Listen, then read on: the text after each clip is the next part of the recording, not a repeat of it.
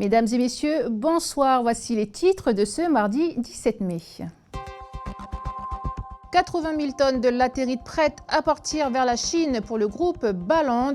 Aujourd'hui, sur le site de Naketi, les premiers chargements de minerais ont commencé. Un soulagement pour le mineur calédonien. L'Union calédonienne en réunion aujourd'hui pour statuer sur l'affaire Anthony Lecrin. Condamné vendredi à 6 mois de prison avec sursis, il n'a pas démissionné. La justice a-t-elle été sévère à son encontre comme le déplorait son avocat? Élément de réponse dans cette édition. Journée mondiale contre l'homophobie et la transphobie. Rencontre à Vaud avec Angelina, transsexuelle. Son parcours, le regard des autres, la réaction de sa famille. Témoignage. 80 000 tonnes de latérite prêtes à partir pour la Chine pour le groupe Baland. Aujourd'hui à Naketi, les premiers chargements ont commencé. 5 semaines après l'autorisation d'exportation de minerais du gouvernement pour la SLN Montagna et le groupe Baland, Milkatoua. On est à combien pour le bilan du stock? Merci. Écoute, pour le stock, ça ira très bien pour le bateau. On a ce qu'il faut? Oui, largement. On est à plus de 80 000 tonnes, il n'y a pas de problème. Ok. 80 000 tonnes, c'est le stock accumulé depuis que les exportations vers QNI ont cessé. Aujourd'hui, le premier bateau qui marque la reprise des exportations doit arriver vers 10h30. Pourquoi est-ce qu'on cherche à exporter sur la Chine? C'est déjà pour diversifier au niveau de nos clients. C'est toujours plus intéressant d'avoir plusieurs clients. Par la force des choses, on savait la santé financière de QNI en difficulté. Et du fait de la confirmation de la fermeture de l'usine, du coup on s'est retrouvé avec un laps de temps où on n'avait aucune vue, aucune visibilité sur l'exportation de latérite pour notre site. Depuis le 5 avril, le groupe Baland a obtenu du gouvernement le droit à l'exportation. C'est 350 000 tonnes de latérite avec des teneurs de 1,45 à 1,65 qui partiront vers la Chine. Il a aussi obtenu le droit à l'exportation pour une période de 5 à 10 ans de la saphrolite vers le Japon. Donc au niveau de nos latérites qu'on voit juste derrière moi, donc elles représentent 2/3 de notre exploitation. Donc évidemment, il faut qu'on puisse les exploiter, les valoriser, puisque jusqu'au niveau de l'eau, on tombe sur nos saprolites, donc qui sont exportés vers le Japon. Donc nos latérites doivent être valorisées puisqu'elles ont un coût. On ne peut pas se permettre d'exploiter les saprolites sans mettre en valeur les latérites, d'où le besoin d'avoir des débouchés pour les latérites. Le chargement qui a commencé cet après-midi se poursuivra durant toute la semaine. Il devrait quitter Naketi en début de semaine prochaine. Une dette trop lourde pour la SLN, c'est ce que craint André Dang s'il accepte le prêt de l'État d'un montant de 15 milliards de nos francs. Le président de la STCPI, qui représente les actionnaires calédoniens, milite plutôt pour une augmentation de 34% à 51% du capital. Réaction de Philippe Gomez, président délégué de la STCPI, au micro de Diouk Menango. Le prêt qui va être fait par l'État à la STCPI et que la STCPI va faire à la SLN, plus les prêts qui vont être faits par Eramet à la SLN. Tout ça va représenter une somme qui sera au total proche de 60 milliards de francs CFP. Donc on imagine qu'il faudra un temps important pour que la SLN, en fonction de l'évolution des cours, puisse arriver à rembourser et la STCPI et Eramet. Donc bien sûr que ça handicape les capacités d'investissement et la capacité de distribution de dividendes pour la SLN pendant de nombreuses années, sauf que la conjoncture est telle que c'est bien 60 milliards aujourd'hui de francs CFP qui sont nécessaires pour passer les années 2016, 2017 et 2018. Dans l'affaire Lecrin, l'Union calédonienne se réunissait cet après-midi. Le parti doit statuer sur le cas d'Anthony Lecrin, militant de l'UC et membre du gouvernement. Anthony Lecrin, condamné notamment, je vous le rappelle, à 6 mois de prison avec sursis pour violence contre son ex-compagne. Une condamnation avait été jugée sévère par son avocat. Maître Denis Milliard avait déclaré, je cite, « Le fait que le procès concerne Anthony Lecrin a joué joué contre lui. Le citoyen lambda n'aurait pas suscité les mêmes passions.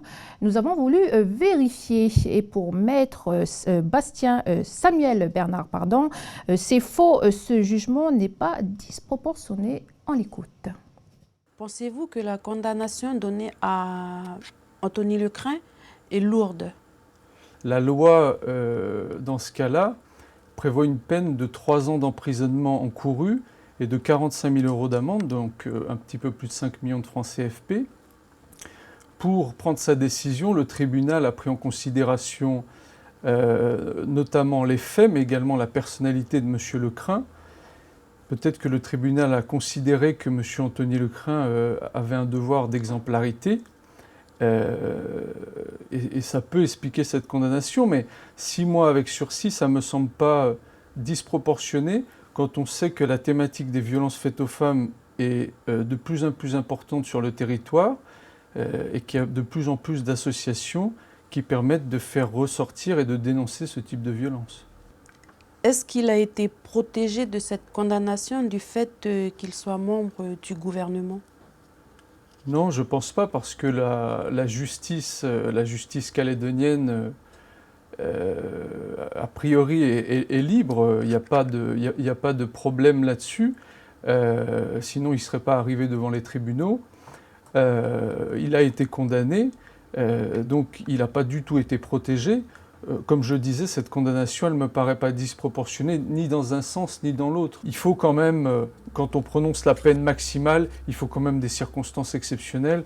Ce dossier, à mon avis, n'était pas exceptionnel. Il est exceptionnel par son ampleur médiatique, parce qu'il s'agit d'un membre du gouvernement. Mais malheureusement, et j'ai envie de dire malheureusement, ce genre de fait, ce genre de procédure n'est pas du tout exceptionnel. On le voit chaque semaine ou tous les 15 jours à Koné, et à Nouméa, je suppose que c'est la même chose. Anthony Lecrin écope de 6 mois avec sursis, alors qu'il a déjà été condamné le 27 août dernier par le tribunal correctionnel à 2 mois de prison avec sursis. Comment cela se fait-il? La première décision pour conduite en état alcoolique n'était pas définitive. Donc son casier était encore néant, puisqu'il avait encore une période pour faire appel. Donc il avait encore cette possibilité-là de bénéficier du sursis. Si la peine avait été définitive, la peine de prison prononcée récemment par le tribunal aurait peut-être été un petit peu plus lourde. En France, les actes homophobes auraient diminué de 40% en 2015. C'est ce que rapporte une étude menée par l'association SOS Homophobie. Quelle est la situation en Nouvelle-Calédonie aujourd'hui, à l'occasion de la journée mondiale contre l'homophobie et la transphobie? L'association calédonienne Homosphère nous répond. En Nouvelle-Calédonie, on n'a pas, en tout cas, on ne recense pas de passage à tabac ou de meurtres liés à l'homophobie. Ou en tout cas, voilà, on n'en a pas connaissance. C'est plutôt des insultes qui sont passées dans le langage courant, c'est-à-dire qu'on va entendre « sale tapette » ou « fais pas ton PD » ou « sale petit PD ». Et ça, c'est des insultes homophobes qui sont malheureusement aujourd'hui devenues une insulte courante, mais qui peuvent faire beaucoup de dégâts chez une personne ou chez un jeune qui se sent ou qui est homosexuel ou qui se pose des questions en tout cas. Et voilà, on a plutôt des insultes ou des choses, par exemple le fait que ça soit tabou au niveau de la culture, et bien quelque chose de tabou peut faire partie de l'homophobie. C'est vrai qu'à Nouméa, il y a une certaine liberté, mais après quand on part en brousse ou dans les îles, c'est quelque chose qui reste vraiment tabou et sur lequel il faut encore qu'on travaille. Ça génère beaucoup de souffrance pour les personnes qui sont homosexuelles et qui vivent en brousse ou dans les îles, parce que malheureusement, elles sont complètement livrées à elles-mêmes et dans une grande détresse psychologique, parce qu'elles ne peuvent pas en parler, et elles doivent vivre, soit garder ça au fond d'elles, ou soit vivre une double vie secrètement. Et justement, Province Nord, nous avons rencontré Angelina Rocher, originaire de Farino. Angelina est aujourd'hui une femme. Depuis peu, elle a choisi de changer son identité et d'assumer pleinement sa féminité. Aujourd'hui, elle vit sur Vaud, une commune qui lui tient à cœur et qui lui permet de s'épanouir. Océane Zobler.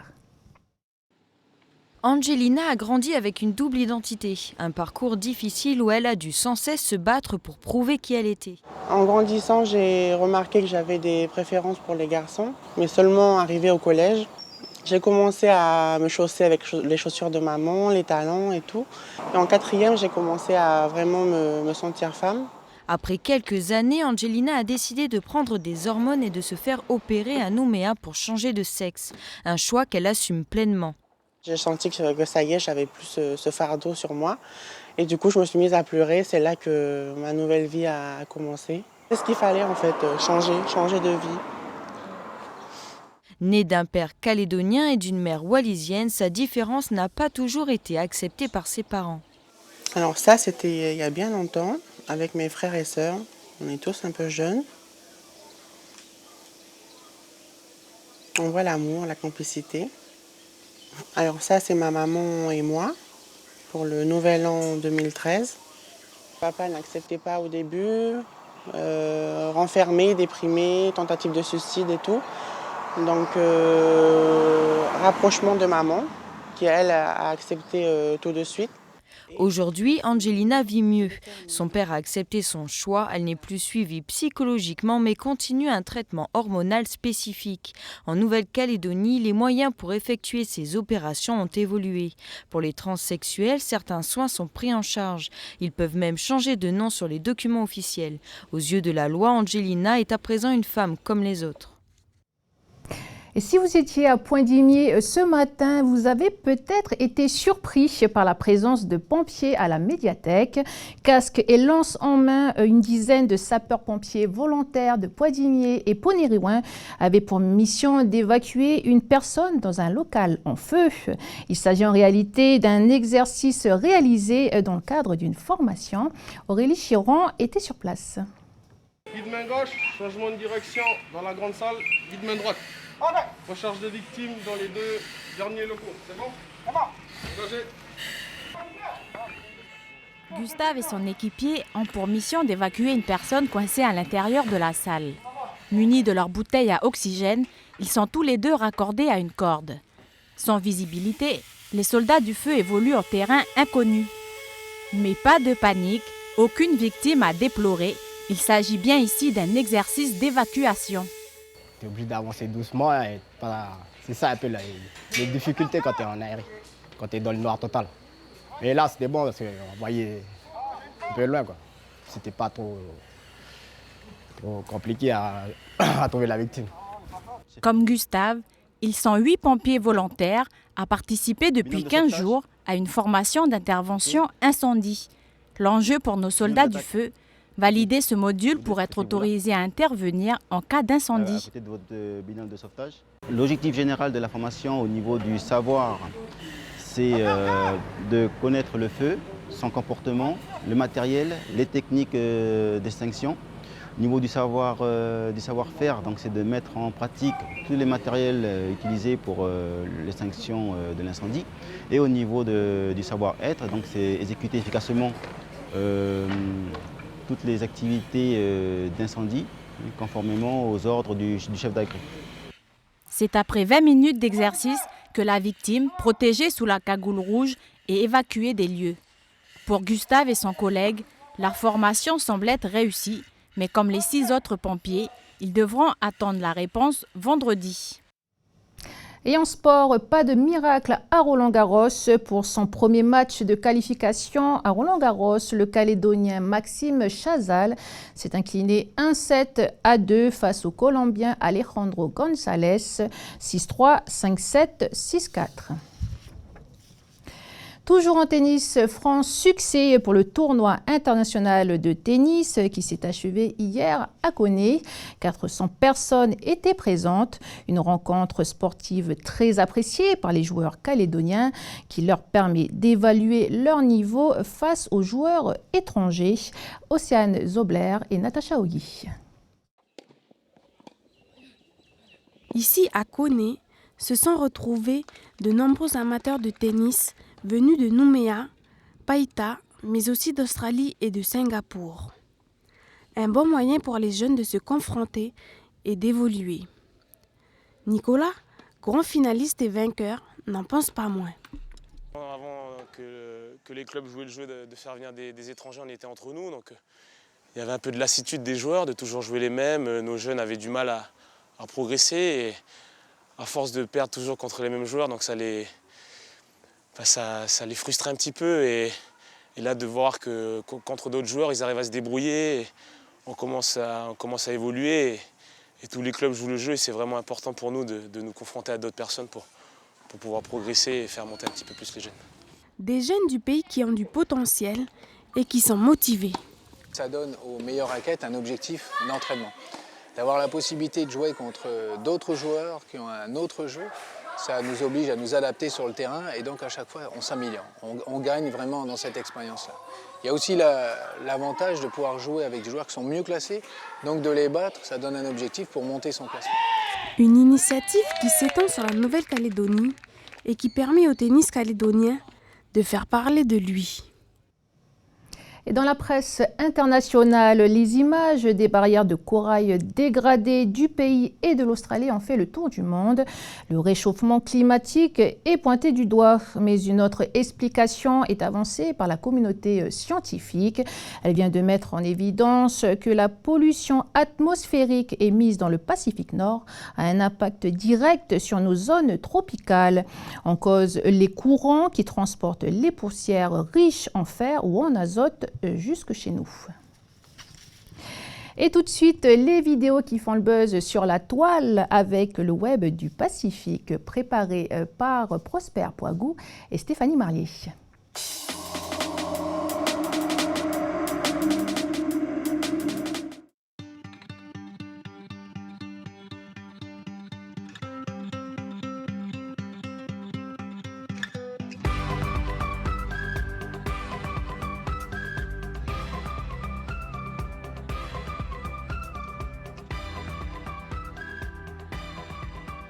Guam se prépare à accueillir ce samedi la 12e édition du Festival des Arts du Pacifique. Conscients de la manne financière que cet événement représente pour l'île, les opérateurs touristiques locaux ont réalisé des spots vidéo qui mettent en avant les atouts de l'île.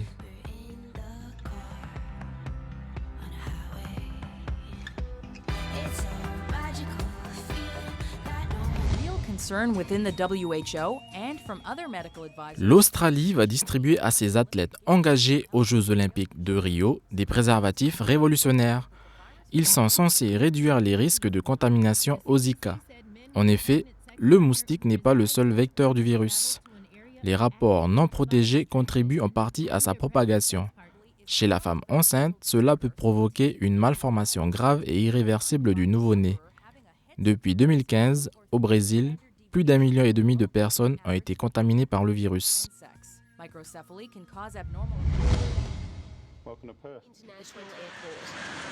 En Australie toujours, l'aéroport de Perth a accueilli sur son tarmac ce gros avion ukrainien, l'Antonov 225. Près de 15 000 personnes étaient aux abords de la piste pour assister à son atterrissage. Il mesure 84 mètres de long pour 18 mètres de haut. L'avion peut transporter jusqu'à 640 tonnes de marchandises, ce qui fait de lui le plus gros avion cargo au monde. Demain seront célébrés les 148 ans de Uvanu à Pueblo. Uvanu, lieu historique où 10 Kanaks avaient été guillotinés le 10 mai 1868 par le gouvernement Feuillet. Ces 10 Kanaks s'étaient révoltés de voir leurs terres spoliées par les colons. Demain matin, geste de bonjour, dépôt de gerbes, levée de drapeaux et ateliers sont au programme. À 16h30 précisément, à l'heure de l'exécution, le procès verbal sera lu. Voilà, c'est ainsi que s'achève cette édition. À suivre la météo. Et puis, Chloé testera pour nous le New Style. Vous ne connaissez pas? Eh bien, la réponse dans quelques minutes. Voilà, merci de nous avoir suivis. Excellente soirée et à demain.